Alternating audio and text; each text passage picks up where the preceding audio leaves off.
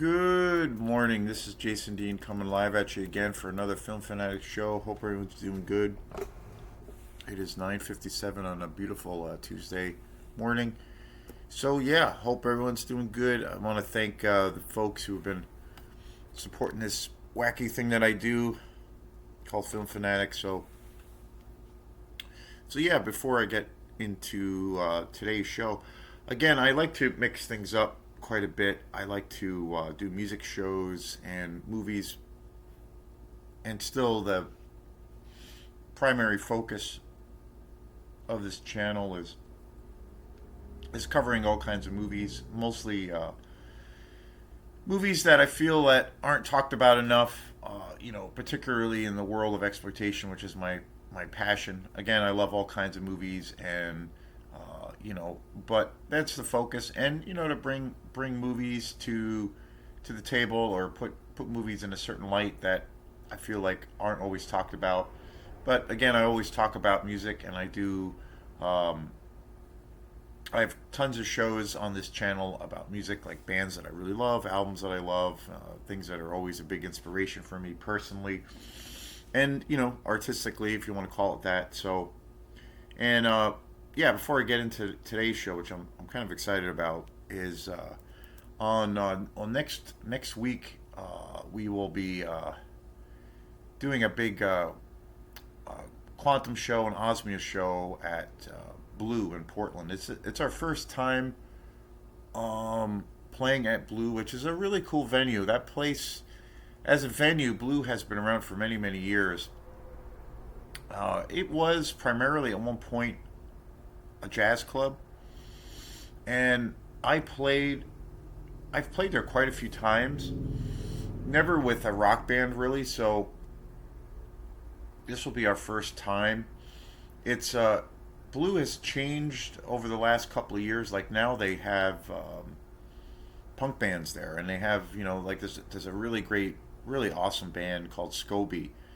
They've even played there, and they're a pretty loud kind of proggy rock punk band, and they've played there, and they've had a slew of other bands there. But they still do a lot of jazz. But it's a super cool venue, and it's right on Congress Street. So we're going to be doing a show there next week with Quantum and Osmia and the Button Men from Portland. So pretty excited about that. It's our first time doing a show all together. Quantum and Osmia did do a show together, not this past summer, the summer before, and that was a blast. That was where first time we all kind of played together, and it was like a barn party, and that was really great. And Becca Biggs played, who's another really awesome local artist. So this will be a new thing, and I've played quite a few shows with the Button Men. Wally, who used to be in the Mallet Brothers, really great kind of '80s synthwave stuff. So it'll be fun. I'm excited. So there's been some promotion here online about the show. So if you're in the Portland area, come check it out. And I believe it's a week from tomorrow. It's Wednesday, and it's 7 o'clock show. So yeah, and again, in my travels, I did the weekend before last, I was on the road again with Osmia, and Osmia is a great, just such a great, cool local band. It's interesting too because I joined the band in December of this year, or I should say last year now. And then about 2 months or so afterwards, we did a tour, and the tour was a blast. And it was kind of one of those situations where for me at least, it was like hitting the ground running. Like, I had to learn a whole bunch of new material. I didn't really know the guys in the band all that well. Like, I was becoming friends with Leo, who I've become really good buddies with, and also Eric, who plays in the band. But I knew Leo a little bit more, and we had hung out, and then it kind of led to that situation. But otherwise, I didn't really know them, and I was like, and I was a fan of the band of Osmia for a few years before. I had seen them play a bunch of times, and then eventually, like I said, both of our bands played together, and got to know Leo through those circumstances. And I remember one time where, and it was last year before we started playing together, before we even jammed. Um, I had gone to this music festival in Rockland, and it was a super cool festival. It was like an all day, most of the night music festival, and they had a bunch of bands and had arts and crafts. They had all kinds of booths set up, and it was a really cool event. And I just went there, and Leo was there, and we ended up hanging out for like 5 or 6 hours, just kind of hanging out, and got to know him really well, and we had a great time. And then fast forward quite a few months later, we ended up, uh, you know, just under the idea or guise of like getting together and hanging out and drinking some beers and jamming, and then it kind of led from there. So so yeah, it was super fun. And when we were down for this recent little mini tour that we did, which we did the weekend before last, we went to this really cool record shop, and they had I don't buy records anymore. I do love vinyl, and vinyl is a huge thing. Obviously, one could argue it's kind of saved a little bit of what is left of quote unquote the music industry, because bands a lot of bands put out records, which is really interesting given the kind of the lay of the land these days as far as digital. But records are really popular, and a lot of people are, you know, physical media. Well, I'm a physical media guy, obviously, because I collect movies, so it's kind of the same thing. But when it comes to music and people who are audiophile people and music nerds, people buy records a lot, and bands still make quite a bit of money off of it, and it's still a viable thing. So we went to this one record shop, and I don't have a working record player now. I haven't had one in a few years. I did. There was a time I used to buy a lot of records, and I used to collect them. I have a pretty good collection of records. And when I was buying records, I was buying a lot of weird novelty records and soundtrack records. Just odd, records I would buy. Like I'd buy like the Jane Fonda workout sessions on vinyl, and then I like would buy, which is an amazing collection of music. The soundtrack for Close Encounters of the Third Kind, that was composed by John Williams. I have that on vinyl, and that's amazing. And then I started getting like a lot of like B sides and different hip hop records and shit like that. And I was just buying all kinds of shit. But I buy a lot of cheap novelty knockoff weirdo records, like Davy Crockett, the record, where it'd be like this narrated version of the story of Davy Crockett, and it's super funny and weird, but just shit like that. And then I used to have a really good record setup in my basement, and I have two turntables. I have a nice setup, but my needles broke on the player, and my setup that I had at that time is super. It's a super pain in the ass to set up. It's big. It's cumbersome. You can get a record player really cheap now and get a nice setup and get some nice speakers, but I don't know. I just haven't really thought about doing it. And ever since then, I haven't really bought any records. But there was a time I bought a shit ton of records, and I do have a lot of records. But I do love vinyl. Don't get me wrong. But when it comes to me for me, like listening to music, I listen to a lot of music on Bandcamp, and then if I hear a band, I come across a lot of new music through YouTube, or suggestions from friends, or I hear about a band here and there. But typically, if I listen to music streaming, I will listen to it through Bandcamp or YouTube or something like that. I got Earlier this year, I got this really nice Bluetooth speaker, which is really really awesome. I feel like it's one of the best little investments I've made, because it's really it's really easy to set up. it's a really good quality speaker. It's one of the it's probably the best kind of made Bluetooth speaker.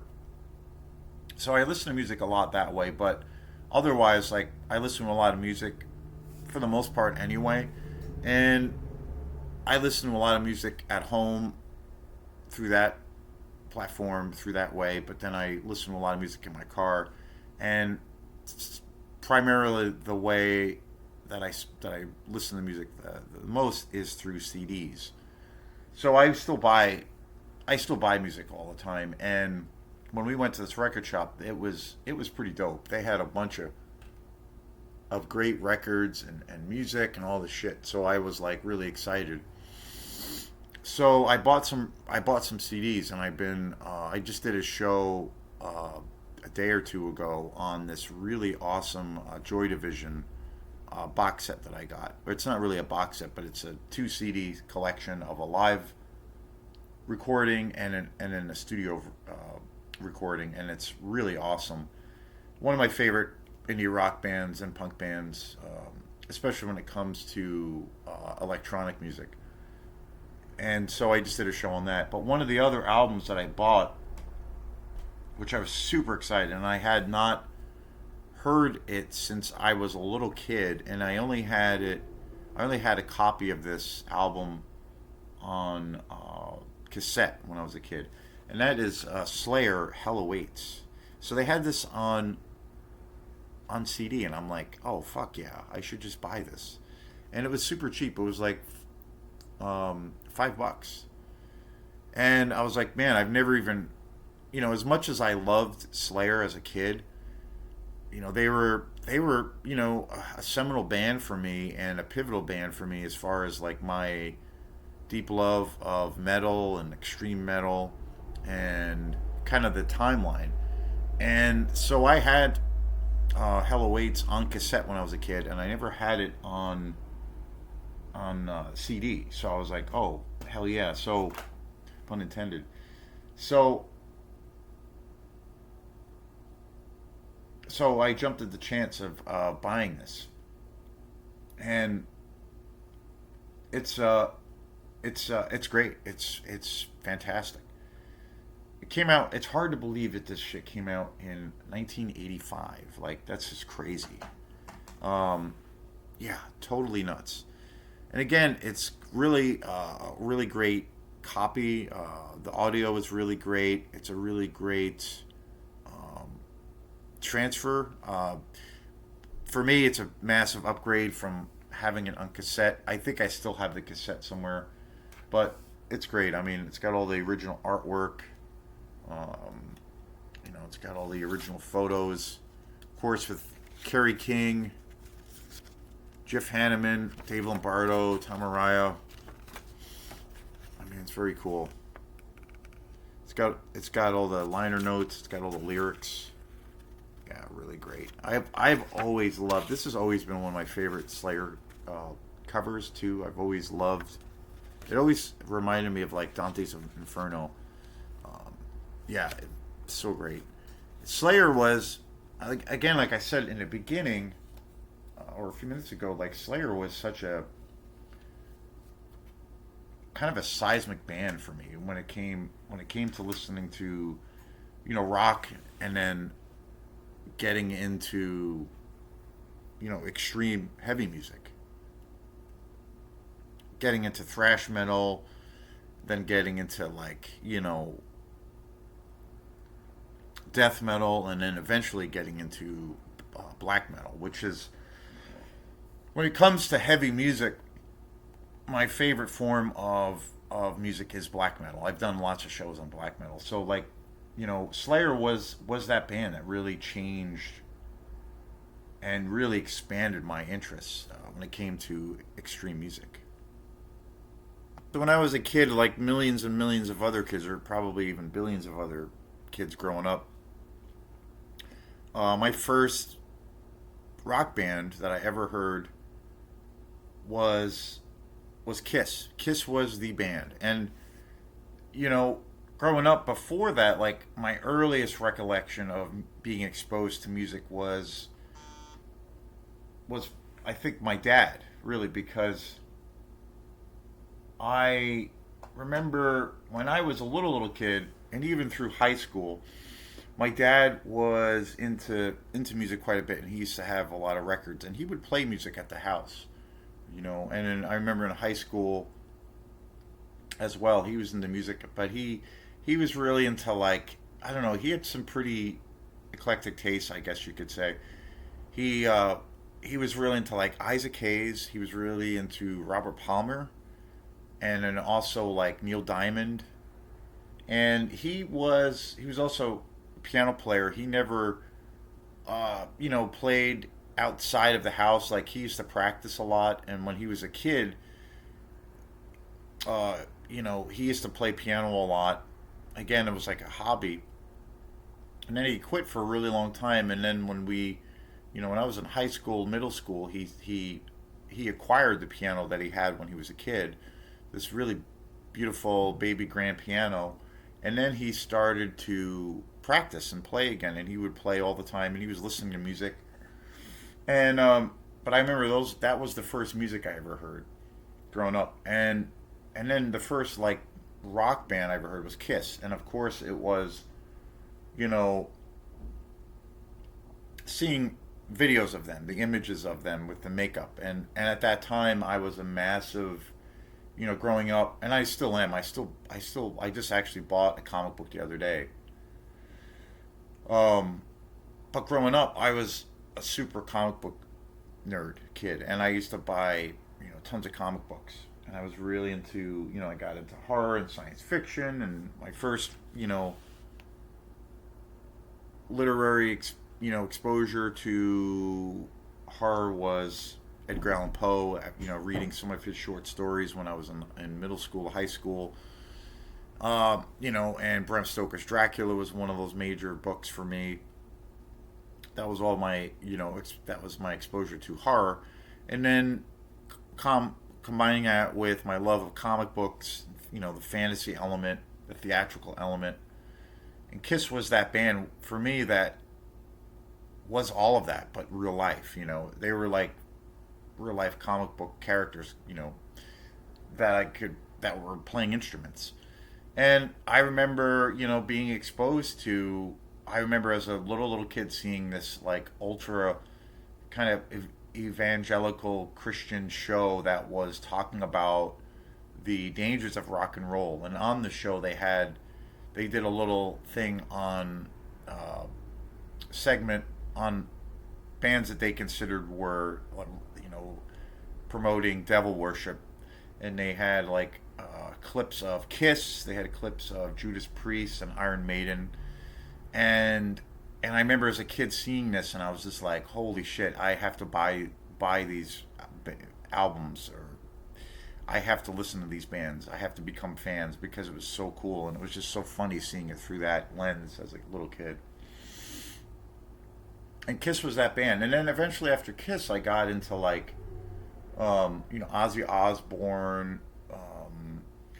It's funny. I got into Ozzy before I got into Sabbath. I knew who Sabbath was, but I hadn't listened to him at a really, really young age. But the first Ozzy album I ever got was, I think it was on cassette, was Blizzard of Oz. The first Kiss album I ever got was Dynasty, and then I got, into like Destroyer, so like later Kiss.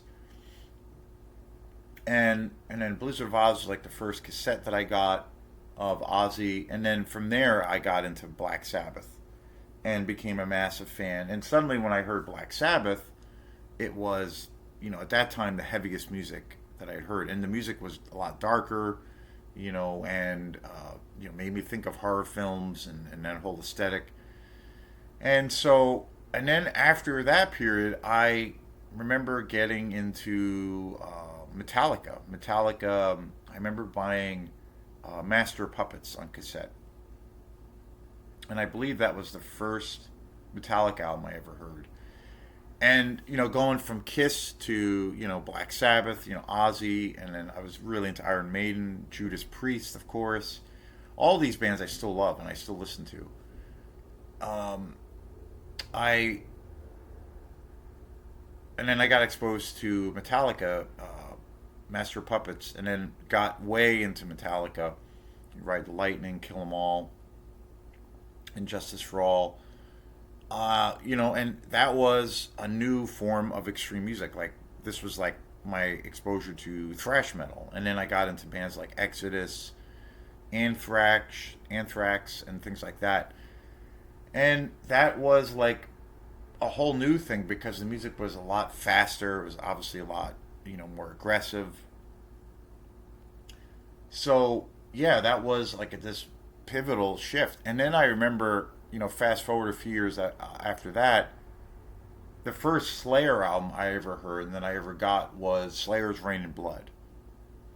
And to me, that was uh, like a like a bomb went off when I listened. When I first heard Slayer's Rain of Blood, it was like this bomb went off, and suddenly it was like, wait, I thought I was listening to music that was really heavy and extreme and dark, but when I heard Rain of Blood, it was like a whole nother thing. And then after that, like I became a massive Slayer fan, and I eventually bought all of their albums. Show No Mercy, uh, got all their albums on cassette at the time. Hell Awaits, which is this guy here, which I'm mainly talking about. Getting this on, just recently getting this on CD. Seasons of the Abyss and South of Heaven. I mean, yeah, the list was endless, and I got so way into Slayer.